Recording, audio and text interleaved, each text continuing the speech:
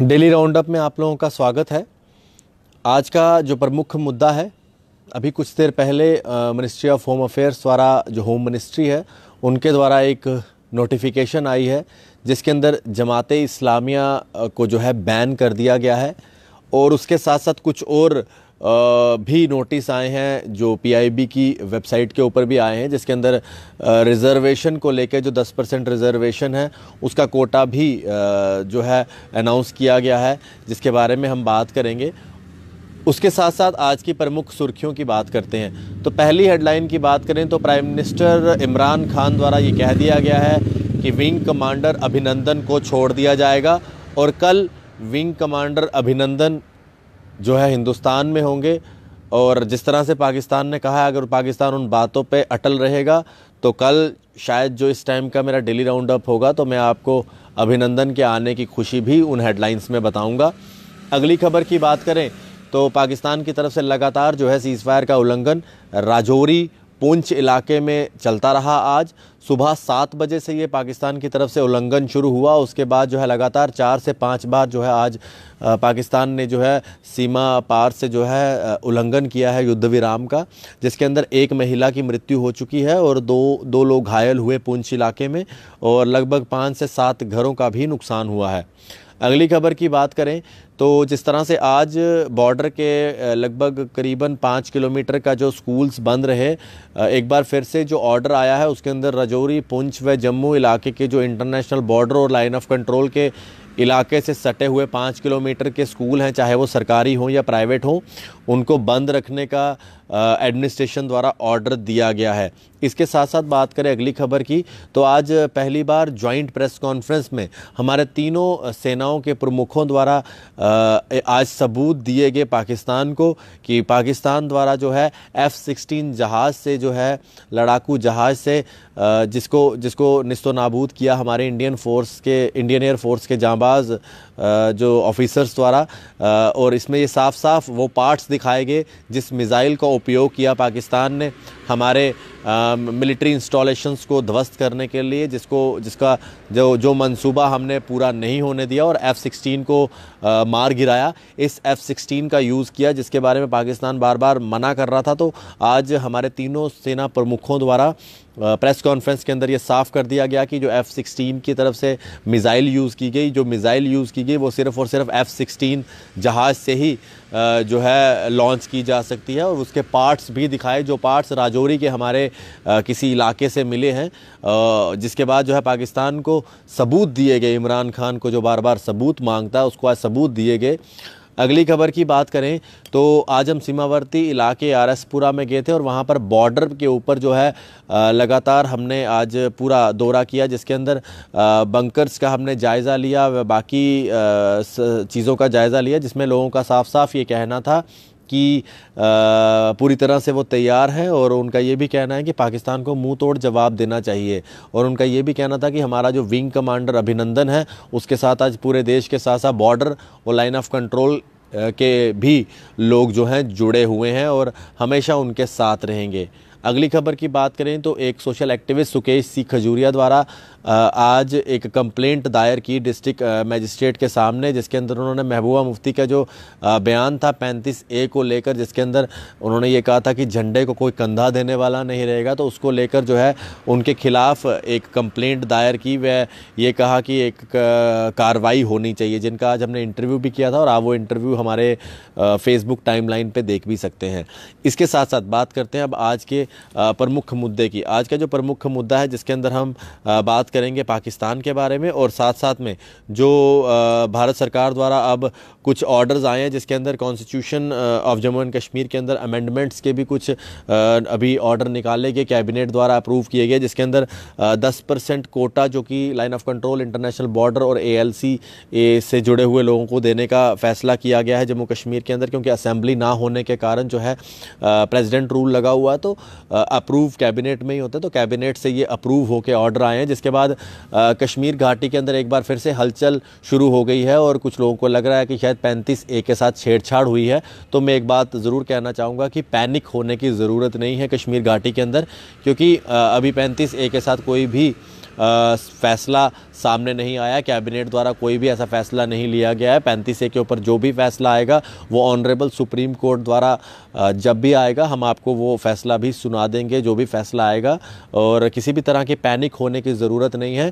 ये जो कैबिनेट के अंदर ऑर्डर आए हैं ये 35A या 370 को लेकर नहीं है। ये जो रिजर्वेशन 10% पूरे देश के अंदर लागू की गई है वो जम्मू कश्मीर में असेंबली ना होने के कारण जो है आज कैबिनेट के अंदर अप्रूव की गई, जिसको आप PIB के ट्विटर हैंडल और सोशल मीडिया पे भी देख सकते हैं, जो इन्फॉर्मेशन मैं भी आपको दे रहा हूँ। इसके साथ साथ मिनिस्ट्री ऑफ होम अफेयर्स द्वारा एक बड़ा डिसीज़न लिया गया है, जिसके अंदर मैं आपको ये बताना चाहूँगा जमाते इस्लामी जो उसको जो है बैन कर दिया गया है।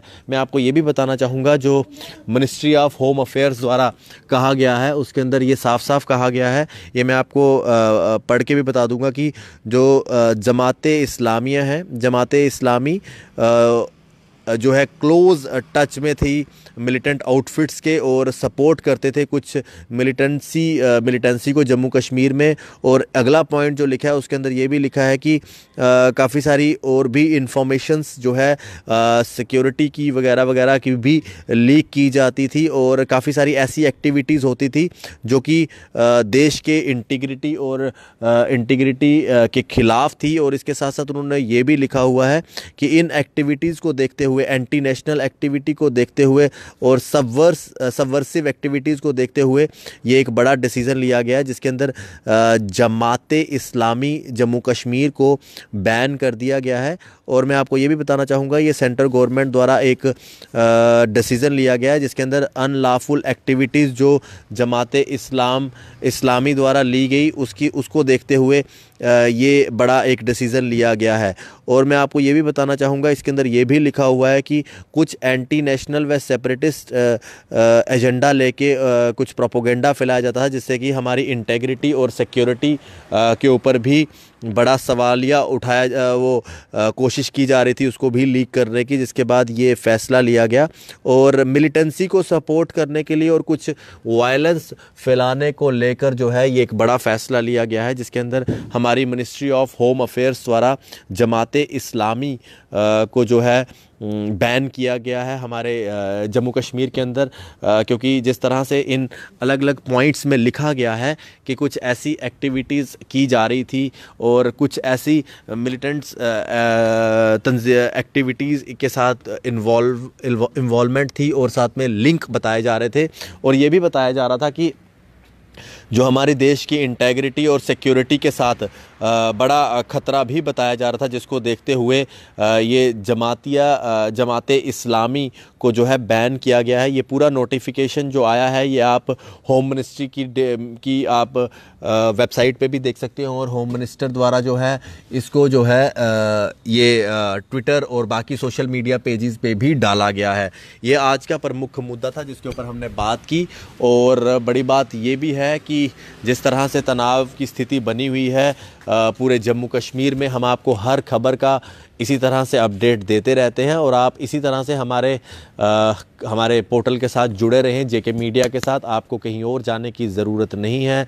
सब खबरें और जो खबरें हमारे देश की खबरें होती हैं, हमारे देश की हर चीज़ को देखते हुए हम लोग हर चीज़ आपको दिखाते हैं, जिसके अंदर आपको कोई भी ऐसी चीज़ नहीं मिलेगी जो देश के विरुद्ध हो। हालांकि कुछ पोर्टल उस तरह की चीज़ें भी दिखाते हैं, कुछ ऐसे कश्मीर बेस्ड पोर्टल्स भी हैं, उस तरह की कोई चीज़ें आपको दिखेंगी नहीं। और बड़ी बात ये भी है कि आपको हर खबर जो है जेके मीडिया पर देखने की मिलेगी और आपको कहीं और जाने की ज़रूरत नहीं है। हमारा यूट्यूब पेज, हमारा यूट्यूब चैनल सब्सक्राइब करके रखें, इंस्टाग्राम फॉलो करके रखें, ट्विटर फॉलो करके रखें और हमारा पेज लाइक ज़रूर करें।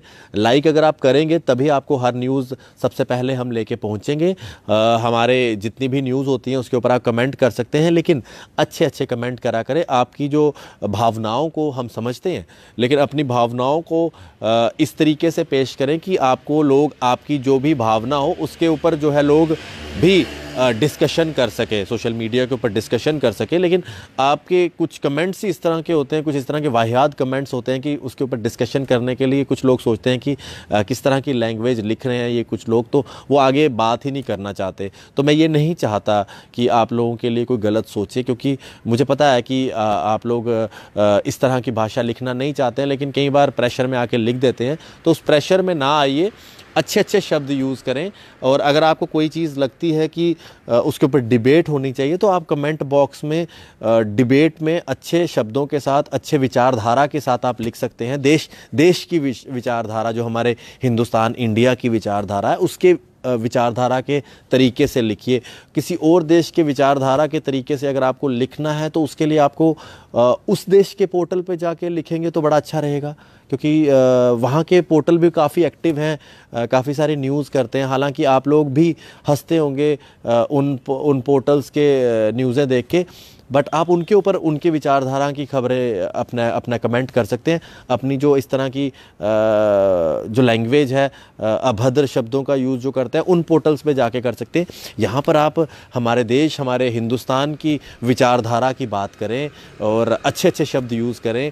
आपके फैमिलीज़ वगैरह पढ़ रहे होते हैं, आपका नाम साथ में आता है ना। प्रॉब्लम ये, अगर नाम ना आता हो तो आप कुछ भी लिखें, बट आपका नाम आता है। फिर जब लोग आपका नाम को क्लिक करेंगे, फिर आपकी फ़ोटो भी आएगी, फ़ोटो भी आ जाती है, तो फ़ोटो भी आएगी, नाम भी आएगा, आपका प्रोफाइल भी आएगा। अच्छा नहीं लगता, ये चीज़ें अच्छी नहीं होती हैं, जो मैं हर बार आपको समझाता हूँ। अब थोड़ा थोड़ा समझिए, आहिस्ता आहिस्ता लोग समझ रहे हैं, कोशिश कर रहे हैं, और समझिए, ताकि जम्मू कश्मीर का भला हो, डेवलपमेंट हो जम्मू कश्मीर की। कुछ नहीं रखा मिलिटेंसी में, कुछ नहीं रखा पत्थरबाजी में। जम्मू कश्मीर की डेवलपमेंट हम लोगों से है, आप लोगों से है। आप लोग कुछ बनिए, कुछ बन के जम्मू कश्मीर का नाम रोशन करें। ये पत्थरबाजी, ये अभद्र लैंग्वेज, ये मिलिटेंसी, इन सब चीज़ों में कुछ नहीं रखा। वैसे भी मिलिटेंसी का अंत तो बस नज़दीक ही है, आपने देख ही लिया। एयर स्ट्राइक में पाकिस्तान में कितने सारे आतंकवादी एक ही बारी में मार दिए। तो और भी आतंकवादी जो अब सक्रिय हैं हमारे कुछ कश्मीर के इलाकों में, तो उनको भी आगाह बार बार किया जा रहा है। अगर अच्छा होगा कि वो हथियार डाल के मेन स्ट्रीम में आ जाएं और सिक्योरिटी एजेंसीज़ को अपना काम करने दें, तो बड़ा अच्छा रहेगा। वरना सिक्योरिटी एजेंसीज़ का आप जानते ही हैं। बाकी आप लोग देखते रहें जेके मीडिया। और कल हमारे विंग कमांडर अभिनंदन भारत लौटेंगे, उनका स्वागत होगा। और कल इस टाइम जब मैं आपको न्यूज़ सुनाऊंगा, तो ये खुशखबरी के साथ साथ किस किस तरह से विंग कमांडर का स्वागत हुआ वो भी बताऊंगा। लेकिन एक आग्रह है मेरा कुछ मीडिया हाउसेस से, जो आज विंग कमांडर के घर से जाकर रिपोर्टिंग कर रहे थे कि भगवान के लिए आप इस तरह की चीज़ें ना करें, अपनी थोड़ी सी टीआरपी के लिए इस तरह की चीज़ें करना अच्छा नहीं है। कल विंग कमांडर आएंगे भी, तो उस तरह की चीज़ें ना पूछिए और ना एक्सपोज कीजिए, जो चीज़ एक सिक्योरिटी ऑफिसर को नहीं रिवील करनी होती। आपने देखा विंग कमांडर को जब पाकिस्तान के जनरल द्वारा पूछा जा रहा था कि आप किस मिशन पे थे, आपका जहाज़ कौन सा था, तो विंग कमांडर ने एक शब्द नहीं बताया। और हमारे यहाँ के कुछ ऐसे मीडिया हाउसेज हैं जो अपने आप को हर बार ये कहते हैं number one number one number one. तो वो नंबर वन टीवी चैनल्स ये बोल रहे थे कि हम लोग विंग कमांडर के घर इस लोकेशन से बोल रहे हैं। तो थोड़ा सा इंटीग्रिटी और अपनी सिक्योरिटी का भी ध्यान रखें तो अच्छा होगा। आप लोग देखते रहें जेके मीडिया। धन्यवाद।